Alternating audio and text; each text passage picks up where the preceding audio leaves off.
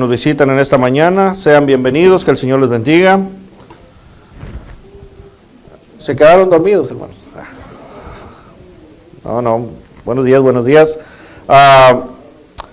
Vamos a continuar, estamos hablando en cuanto a la unidad, pero hablábamos en cuanto a la unidad del punto de vista de Dios, a diferencia de la unidad del punto de vista del ser humano, ¿verdad?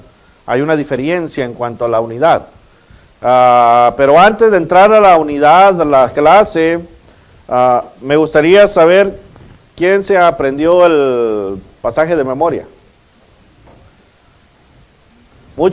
Entiendo a muchos, ¿verdad? Porque muchos de nosotros lo estudiamos, hablamos ahorita y cuando viene la hora de decirlo, como que se nos va la mente en blanco, ¿verdad? Se nos pierde. ¿Y es entendible, hermano?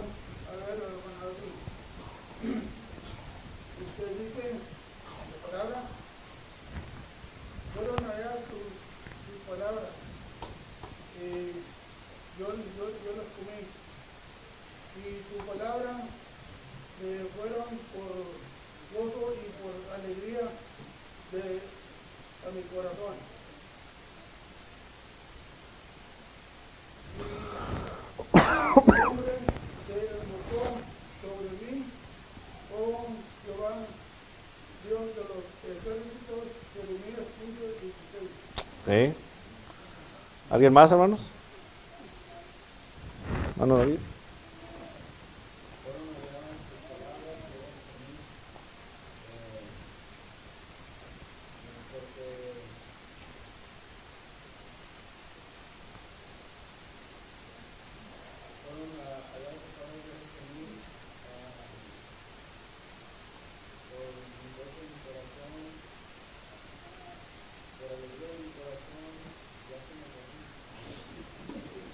Sí, hermano Domingo.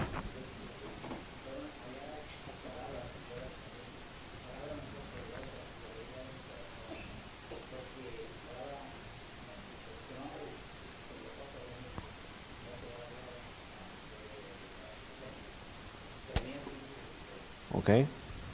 Brother Mike.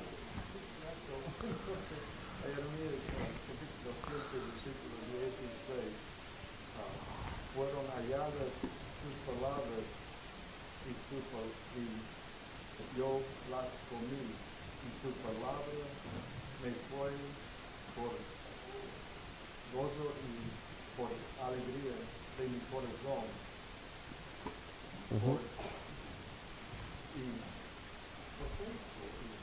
¿Por qué? Porque tu nombre se invocó sobre mí, oh Jehová, Dios de los ejércitos. Ok. ¿Alguien más, hermanos?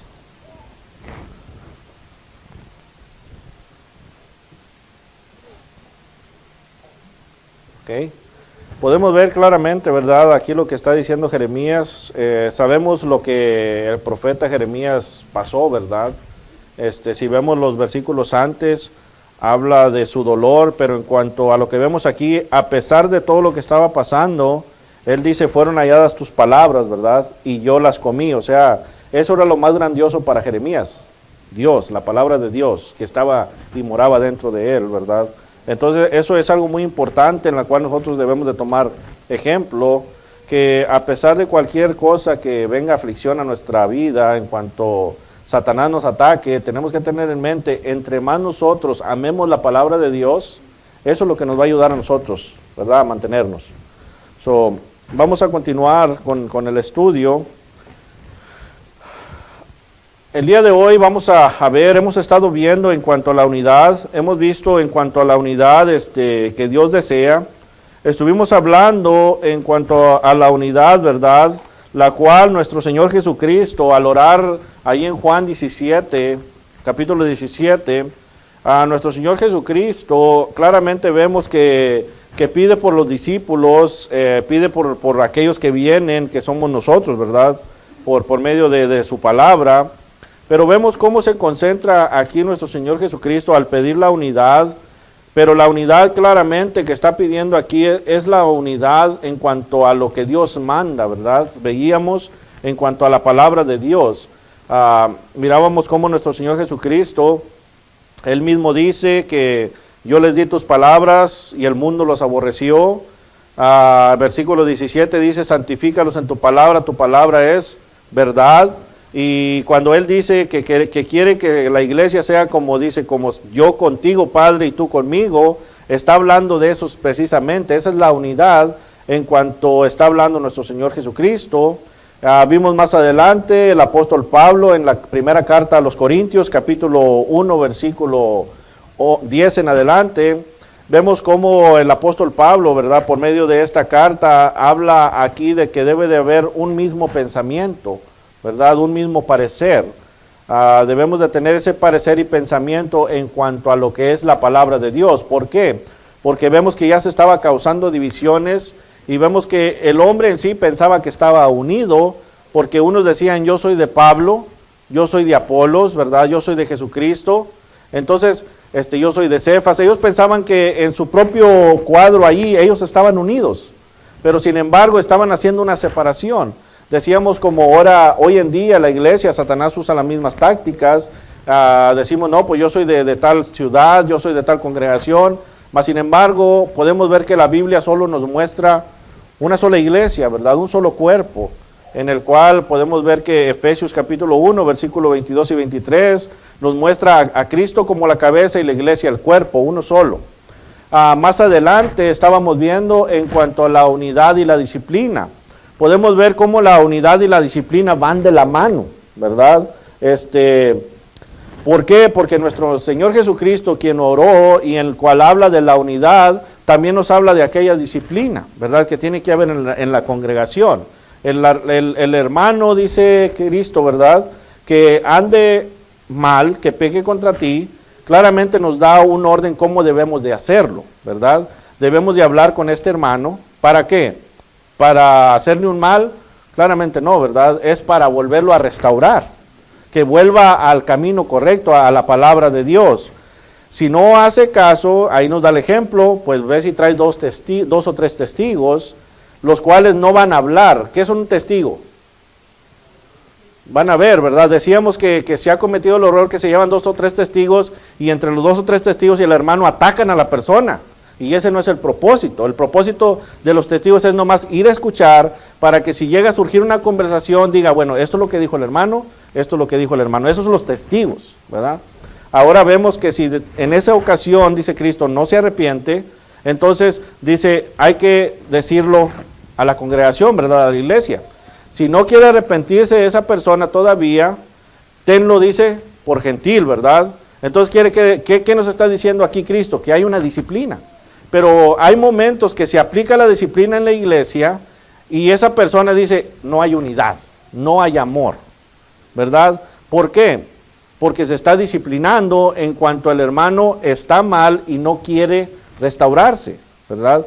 Gálatas 6:1 mirábamos, ¿verdad?, que dice que nosotros, los que estamos más maduros en cuanto espiritualmente, aquel que está débil, ayudarle, ¿verdad? Pero también tenemos que ver que nosotros no caigamos en tentación, ¿verdad? Tenemos que tener cuidado. Entonces, vemos esto en cuanto a la unidad y la disciplina. Tiene que haber de la mano, hermanos. El disciplinar a una persona porque anda incorrectamente en contra de la palabra de Dios, eso es correcto. Eso no quiere decir que no hay unidad o no hay amor. Eso hay amor y hay unidad. ¿Por qué? Porque lo queremos restaurar para que no se pierda su alma, ¿verdad? Entonces ya mirábamos en cuanto a ello. Hoy vamos a mirar en cuanto a lo que el apóstol Pablo, ¿verdad?, le puse por título el ruego por la unidad. Ahí, si tienen sus Biblias, ahí en Efesios capítulo 4, vamos a tomar una lección en cuanto el versículo 1 al 6, ¿verdad? Efesios capítulo 4, versículo 1 al 6. Vemos que el apóstol Pablo comienza la exhortación en cuanto a la unidad de la iglesia mediante una vida santa. Esto es lo que quiere que veamos nosotros. Si alguien gusta leer, puede leer ahí capítulo 4, versículo 1 al 6. Y de ahí vamos a tomar nuestra lección, hermano.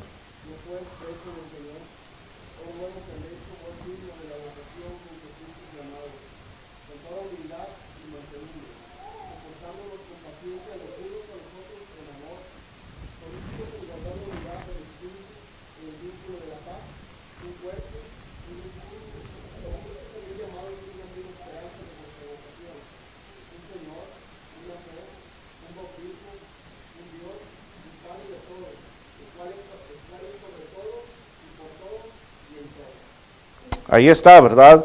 Vamos a ir viendo lo que este pasaje, precisamente estos versículos, el apóstol Pablo nos da la enseñanza.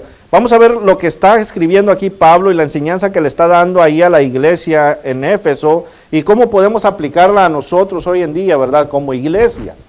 Primeramente podemos ver allí, hermanos, en cuanto dice, os ruego que andéis como es digno de la vocación con que fuisteis llamados. Una de las cosas, de las palabras están subrayadas ahí, si mira usted. Vamos a ver primeramente qué es lo que quiere decir cuando dice, os ruego que andéis. Cuando vemos la palabra andéis, ahí en el pasaje original, viene del griego peripatesai, que significa caminar, vivir, comportarse, conducir, andar. Entonces cuando dice, os ruego que, quiere decir que vivan, ¿verdad? Primeramente, os ruego que vivan, os ruego que se comporten, ¿verdad? Os ruego que se conduzcan, es lo que está diciendo allí. Os ruego que caminen, ese es exactamente lo que está diciendo allí el pasaje, ¿verdad? Esto es algo nada más para ir pensando, para ir meditando en cuanto a la enseñanza que el apóstol Pablo está dando. Os ruego que vivan, y luego vemos ahí digno. Digno claramente viene ahí de la palabra axios, que significa justamente, de una manera conveniente, apropiadamente, dignamente, ¿verdad? Entonces, aquí empieza Pablo con una rogativa primeramente, ¿verdad? ¿Qué está diciendo Pablo? Os ruego, una rogativa, ¿verdad? Os ruego. Y luego dice que andéis, o sea, que vivan, que se comporten, ¿verdad? Que caminen. Y luego dice, ¿cómo? ¿Cómo debemos de caminar? Justamente. Justamente. ¿Y quién nos da el caminar justamente? Dios, ¿verdad? Dios. Entonces, aquí claramente nos habla también la definición, por ejemplo, caminen, vivan de una manera conveniente. De una manera conveniente, vivan de una manera apropiada, ¿verdad? Entonces, esto lo que nos está enseñando es de que tenemos que vivir de una manera en la cual nuestro Señor, nuestro Dios, nuestro Creador nos ha dejado por medio de la Biblia. La Biblia la tenemos para eso, ¿verdad? Para vivir conforme a ella, por medio de nuestro Señor Jesucristo. Entonces, vemos que dice, os ruego que andéis como es digno de la vocación. Vocación, palabra kleseos, que significa invitación, llamado, función. Vocación, si mira ahí, vocación con llamados, eso es lo que está hablando, ¿verdad?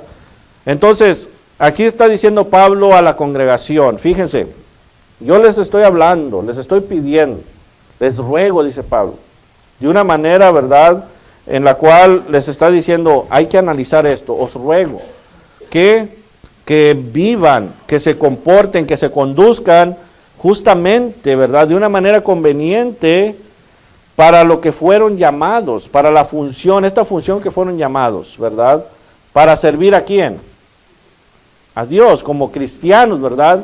Entonces, nosotros tenemos que vivir de una manera, estamos estudiando acerca de Cristo, ¿verdad?, los miércoles, entonces allí ya estamos conectando esto, ¿verdad? Estamos conectando lo que está diciendo aquí el pasaje.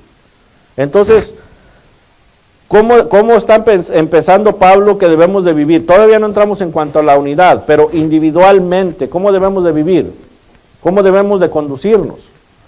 Ahí dice, ¿verdad? Dignos, ¿verdad? Apropiadamente, justamente, de una manera conveniente. ¿Al pensamiento de nosotros? No. Al pensamiento de nosotros no. A lo que la Escritura nos está diciendo, ¿verdad? Dios claramente en el Nuevo Testamento, por medio de nuestro Señor Jesucristo y los discípulos, nos deja saber cómo quiere que nosotros nos comportemos. Recuerdan, tema central de la Biblia, ¿quién es Dios? La pregunta, nos deja saber quién es Dios, que nos deja saber de un Dios amoroso, pero también nos hace la pregunta y nos dice, ¿qué quiere que yo haga? Y esto es lo que nos muestra lo justo, el Dios de justicia. Entonces, es muy importante ir entendiendo estas cosas. Continuando con el pasaje, podemos ver ahí que dice, con toda humildad y mansedumbre, soportándoos con paciencia los unos a los otros en amor. Y eso es lo que vamos a ver ahorita, lo que el pasaje está diciendo, ¿verdad? Podemos ver, hermanos, que la humildad en aquel tiempo, y esto según la historia, ¿verdad?, no era un ideal deseable en el mundo griego, porque lleva la idea de servidumbre humillante y la pérdida de dignidad personal. Ese es el pensamiento que tenían ellos en cuanto a la humildad. Era algo que, no, ¿verdad? Porque para ellos primeramente era el orgullo, hermanos, el orgullo, ¿verdad? Pero sin embargo, Pablo podemos ver que explica que la humildad es la estima y la prioridad que uno asigna a otras personas. Esa es humildad. El cristiano primeramente tiene que tener humildad, hermanos. Humildad, eso es muy importante, porque el orgullo nos va a destruir. Entonces por eso Pablo dice, con toda, primeramente dice, humildad. Y si vemos ahí lo que dice Mateo capítulo 11, ejemplos que vamos a ver, ¿verdad? Mateo capítulo 11.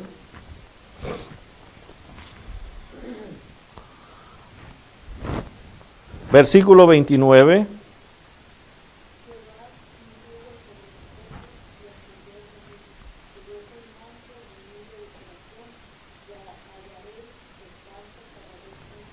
Bueno, ahí está, ¿verdad? La enseñanza, si se fija.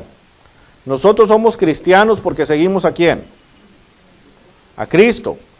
Y Cristo, claramente, el unigénito, el Hijo de Dios, nos está diciendo claramente aquí, llevad mi yugo ¿sobre qué? Sobre vosotros y aprender ¿de quién? Dice Cristo, aprended de mí, ¿verdad? No está diciendo aprendan de nadie más, no está diciendo aprendan del hermano Luna, aprendan del hermano Genoway, aprendan, no. Está diciendo Cristo aquí, aprendan de mí, claramente. Y luego dice que soy manso y humilde ¿de qué? De corazón. Soy manso y humilde de corazón, dice Cristo. Entonces nos dice, y hallaréis descanso ¿para qué? Para vuestras almas. Un gran ejemplo que nos está hablando Cristo aquí en la humildad, ¿verdad? Entonces nosotros como cristianos tenemos que entender, por eso Pablo les dice ahí, se tienen que conducir, dice, con toda humildad, primeramente. Para poder entender esto con toda humildad. Y esa humildad, hermanos, es la misma que nos enseña ahí nuestro Señor Jesucristo en Marcos 10, 45. Si alguien gusta leerlo, ¿verdad? Puede hacerlo.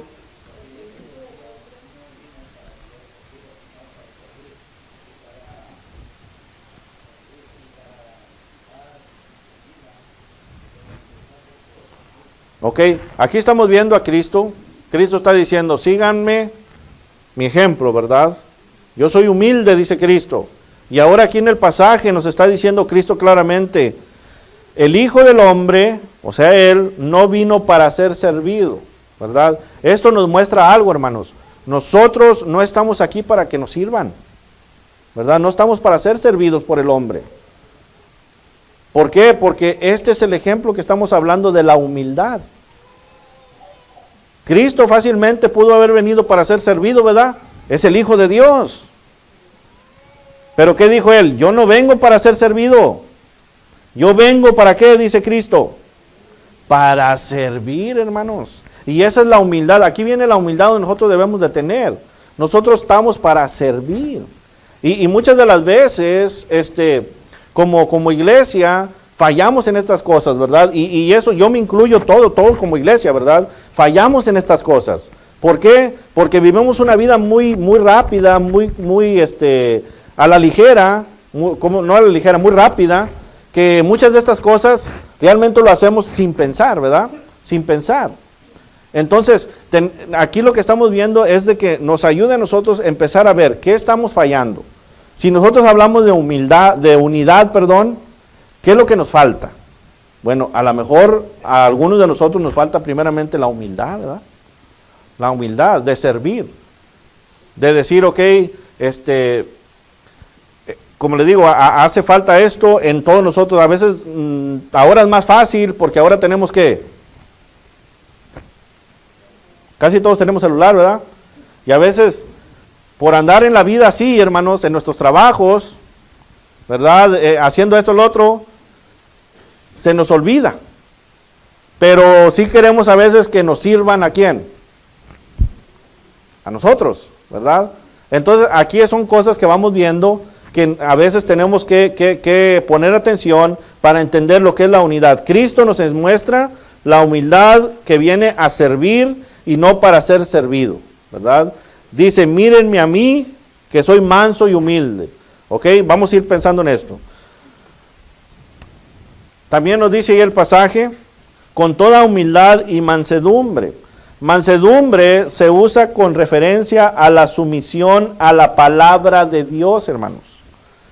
Eso se refiere a la sumisión a la palabra de Dios. Y ahorita vamos a ver lo que el escritor Santiago nos dice, ¿verdad? Esto también se usa como requisito para referirse a las buenas relaciones con otras personas. Santiago capítulo 1.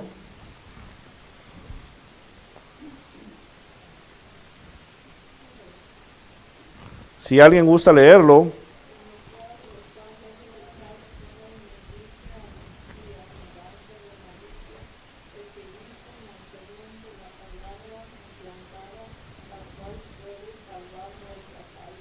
Ahí está un gran ejemplo, ¿verdad? Esto se aplica de cómo debemos de recibir ¿qué cosa? La palabra de Dios. La palabra de Dios dice, recibí, dice, y por lo cual, desechando toda inmundicia y abundancia de malicia, ok, desechando todo eso, dice aquí Santiago, ¿qué vamos a hacer? Dice, recibid, ahí está la palabra, recibid con mansedumbre. ¿Qué es mansedumbre?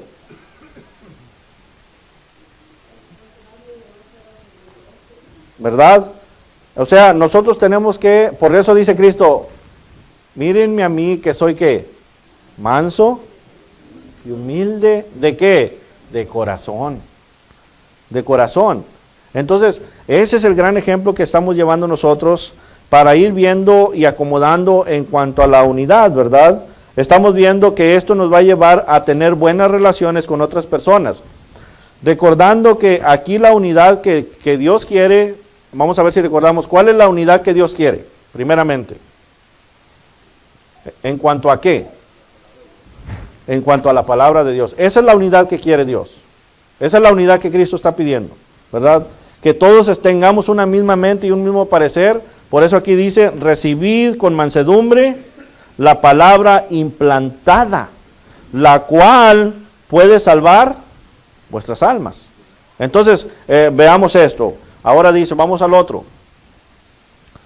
Soportándoos con paciencia, ¿verdad? Soportándoos con paciencia. Esto nos muestra que los cristianos no siempre se tratan con sabiduría, bondad y gentileza. El sustantivo, hermanos, en esta frase significa longanimidad, o sea, la capacidad de soportar por mucho tiempo el agravio. La paciencia de Dios nos enseña a tener longanimidad cuando otros nos ofenden. Estamos hablando, ¿verdad?, en cuanto a la unidad en la iglesia. Tenemos que tener esa longanimidad. Por eso dice, tenemos que ser humildes, mansos, soportándoos, longanimidad, ¿verdad? Longanimidad. Esta longanimidad Dios la tiene. ¿Cuántas veces no ofendemos a Dios, hermanos? Y Dios tiene paciencia para nosotros, tiene amor, ¿verdad? Porque Él nos quiere mantener. ¿Qué le dijo Cristo allá al pueblo de Israel? Como las gallinas, ¿verdad? Quiso juntar a los polluelos, pero no quisieron. Ahora estamos viendo aquí la longanimidad. Entonces, nuestro hermano, como vemos, y esto ya lo hemos visto en nuestros estudios, cada uno de nosotros tenemos diferente ¿qué? Diferente pensamiento, diferente idea en cuanto a lo secular. Pero en cuanto a lo de Dios tenemos que tener una misma mente y un mismo parecer, ¿verdad? Entonces tenemos que ir viendo esto, soportando los unos a los otros, ¿verdad? Esto quiere decir que en la iglesia no debe de haber pleitos, hermanos. No debe de haber pleitos. Cuando nosotros entendemos esto, esto nos ayuda. La iglesia no debe de haber pleitos. Tenemos que ser sabios. Tiene que haber madurez espiritual para que haya esta unidad. ¿Ok? Podemos ver claramente que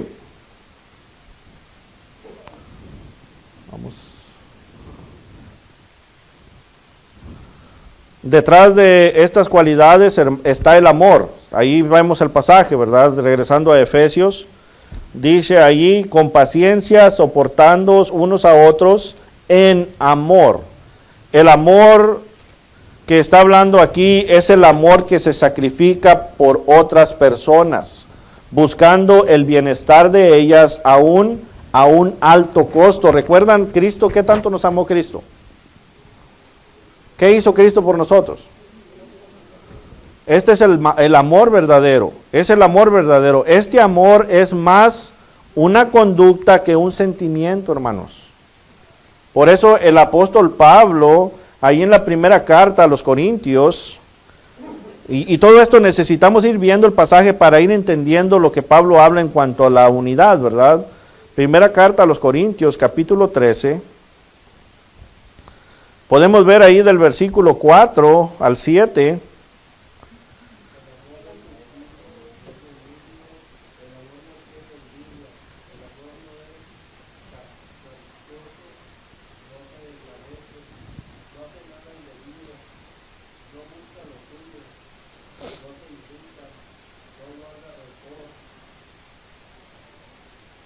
¿6?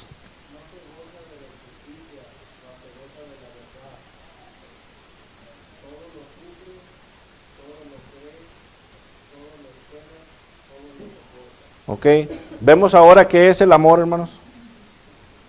Este es el amor que Pablo nos está hablando, es el amor que Cristo nos mostró, es el amor que Cristo nos está pidiendo que tengamos los unos a los otros.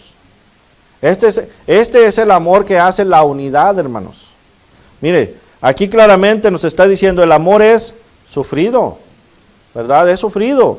Lo hemos visto nosotros para ponerlo también como matrimonio, ¿verdad? Pero aquí lo está hablando a la iglesia. El amor es sufrido, es benigno. El amor no tiene envidia, hermano. Esto no puede haber en la iglesia. En el cuerpo de Cristo no puede haber esto, no tiene envidia. El amor no es jactancioso, no se jacta, ¿verdad? El amor no se envanece, no hay personas envanecidas en la iglesia. Dice, no hace nada indebido, no lastima el cuerpo. No lastima el cuerpo, no anda lastimando el cuerpo, no hace nada indebido. Dice, no busca lo suyo, ¿verdad? ¿Qué nos está diciendo esto? Es lo que nos dice cuando dice Cristo, sean mansos y humildes. Es cuando dice Cristo, yo vine a servir y no a ser servido, ¿verdad? No busca lo suyo. No venimos aquí a reunirnos con la iglesia para buscar a ver qué voy a beneficiarme yo. ¿Qué va a hacer para mí? El yo-yo que le dicen, ¿verdad? No es esto, la unidad de la iglesia no es esto, sino que dice ahí también, no se irrita, no guarda ¿qué? Rencor. Por eso dice Pablo, ¿verdad? Soportándoos los unos a otros ¿con qué? Con paciencia. Paciencia, ¿qué es paciencia? ¿Paciencia qué es?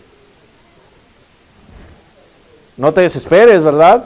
En pocas palabras, no te desesperes. Entonces, aquí dice, no guarda rencor. Y luego dice, no se goza de la injusticia. No se goza de que algo mal esté pasando a la iglesia. No se goza, no dice, no, pues qué bueno, se lo merecían. No se goza de eso, ¿verdad? Misericordioso, exactamente.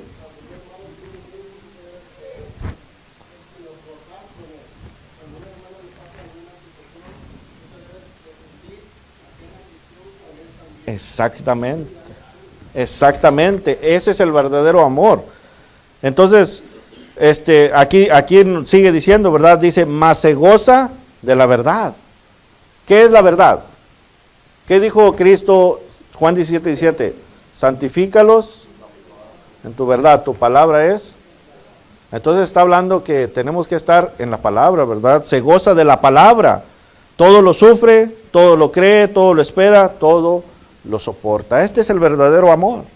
Este es el amor en el cual aquí Pablo está hablando en Efesios, en el cual nosotros tenemos que estar viendo para poder guardar esta unidad. Y luego dice claramente, solícitos, dice ahí el pasaje, solícitos en guardar la unidad del Espíritu en el vínculo de la paz. El término solícitos, hermanos, significa ser diligentes. Ser diligentes, esmerarse, esforzarse de tal manera que no falle y hacerlo constantemente. Eso es lo que está hablando aquí el apóstol Pablo. Por eso cuando vemos aquí, dice, en amor, nos está diciendo ser diligente, esmérate. Sabemos qué es esmerar, ¿verdad? Esmérate, dice. Y luego dice, esfuérzate de tal manera que no falle. Es un esfuerzo a que no falle. Hacerlo constantemente. ¿Qué es constantemente? Siempre. Solícito, dice, en guardar, ¿qué cosa? La unidad. La unidad en la verdad tiene que estar siempre. Siempre, una constancia, ¿verdad? Y luego vemos, en cuanto dice el vínculo de la paz, el valor que debe unirnos es la paz. Cristo es nuestra paz, hermanos. Ahora esa paz debe vincularnos, que quiere decir unir como los eslabones de una cadena. Eso es lo que está hablando ahí. De esa manera tenemos que estar unidos. Entonces vemos que la unidad, ¿verdad? Tiene mucho trabajo, ¿verdad? Tenemos mucho trabajo que hacer para mantener la unidad. No es nada más de decir, ahí en esa congregación no hay unidad, ¿verdad que no? Tenemos que ver lo que la palabra de Dios nos dice en cuanto a la unidad. Porque dijimos, si estamos todos unidos en cuanto a la palabra de Dios, lo que nos enseña, ya los tamalitos y eso como quiera nos juntamos, ¿verdad? Decíamos, ¿verdad? Como quiera nos juntamos a comer un panecito, a comer. Ya lo demás viene solo, hermanos. ¿Por qué? Porque estamos unidos en lo más importante, que es la palabra de Dios, ¿verdad? Esto es lo principal. Entonces, seguimos adelante con lo que sigue enseñando, ¿verdad? El apóstol.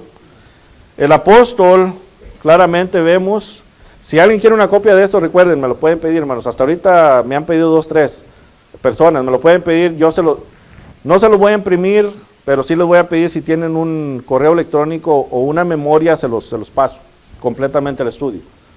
Para si no alcanzan a escribir todo, yo se los doy. El apóstol Pablo claramente señala 7 verdades divinas que unen a los cristianos. Y ahí es donde vamos a ver. Primeramente el versículo 4 dice, un cuerpo. Un cuerpo claramente, hermanos, se refiere a la iglesia, la cual Jesucristo es la cabeza. Y esto lo vemos ahí en Efesios mismos, capítulo 1, versículo 22 y 23, ¿verdad? Efesios capítulo 1, versículo 21, 22 y 23. ¿Qué dice ahí?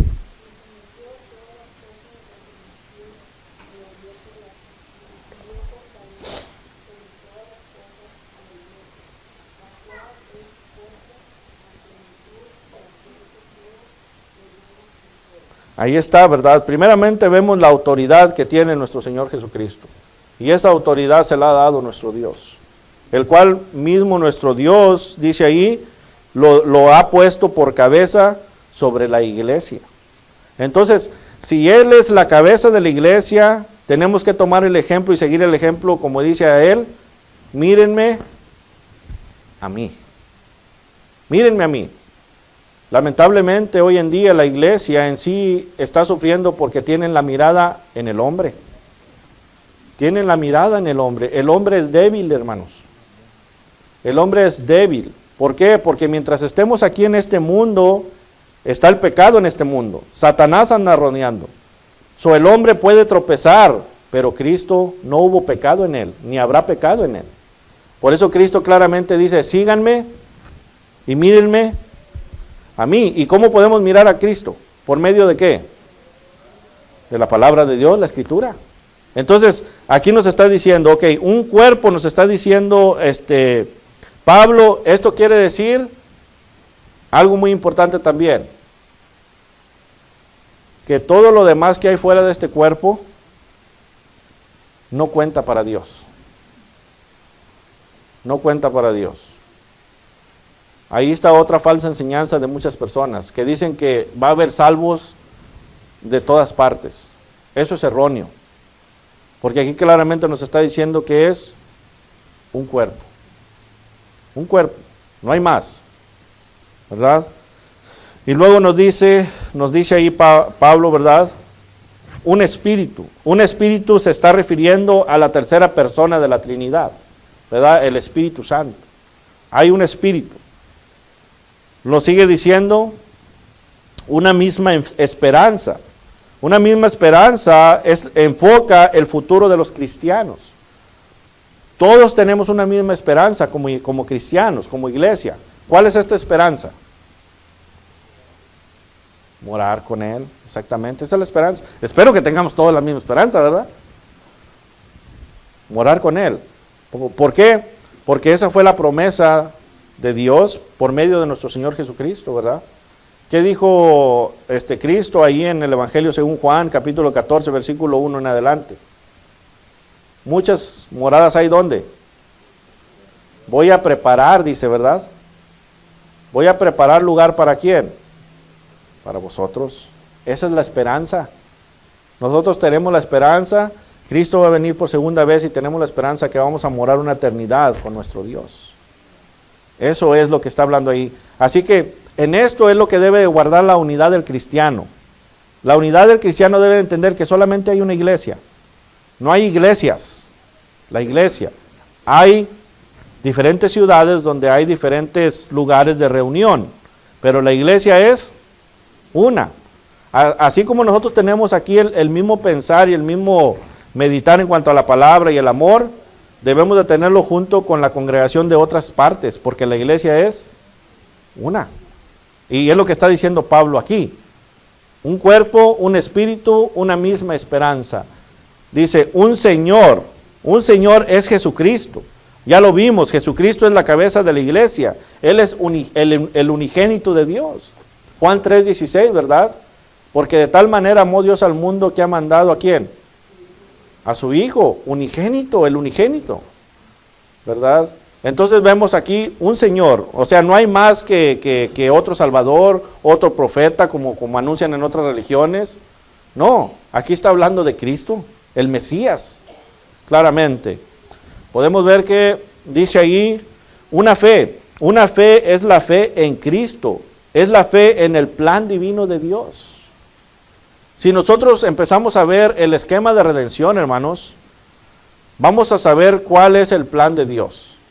El plan de Dios, el cual nos presenta el apóstol Pablo en Efesios capítulo 1, versículo 3 en adelante, el cual él tenía desde antes de la fundación del mundo, es que Cristo viniera, estableciera su iglesia y la iglesia fuera santa y sin mancha, para que cuando Cristo viniera por segunda vez, presentarla.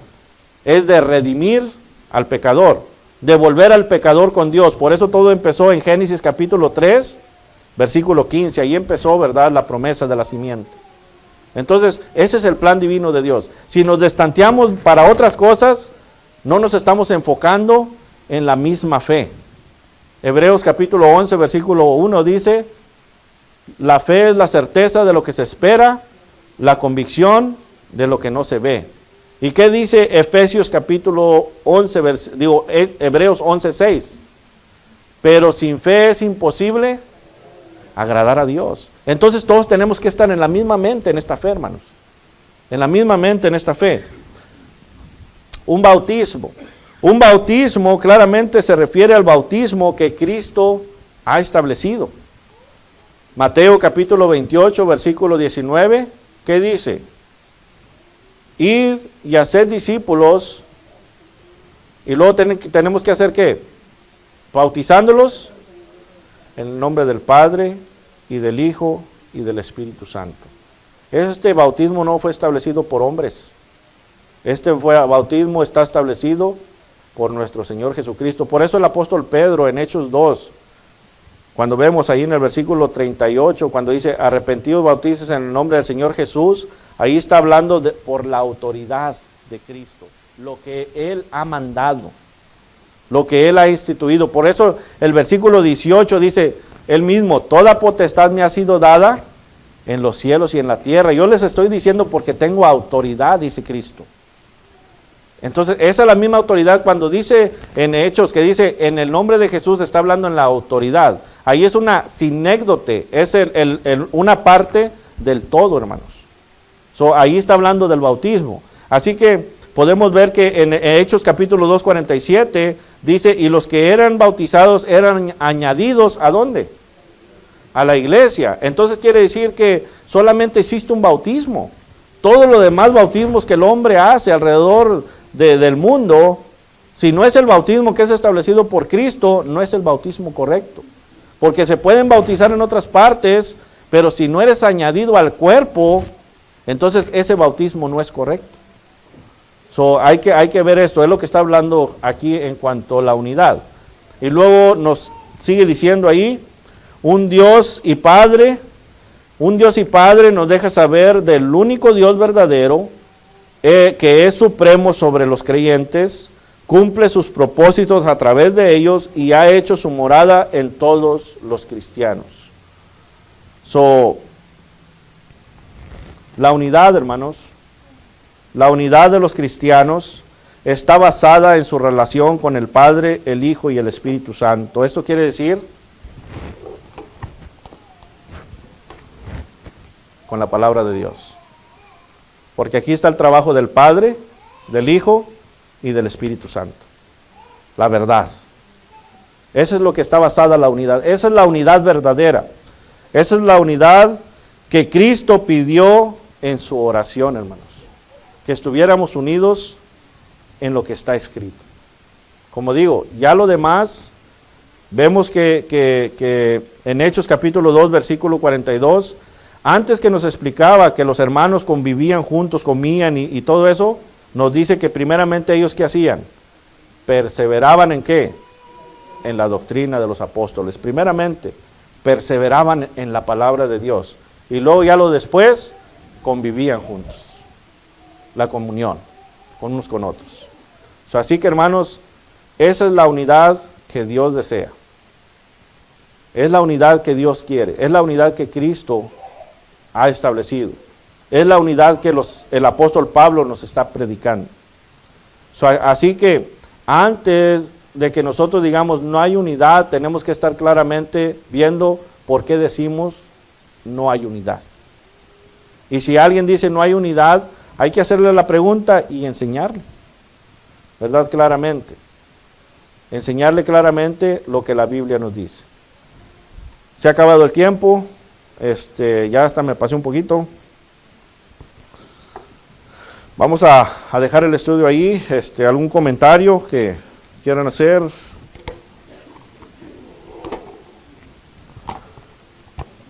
Si no, vamos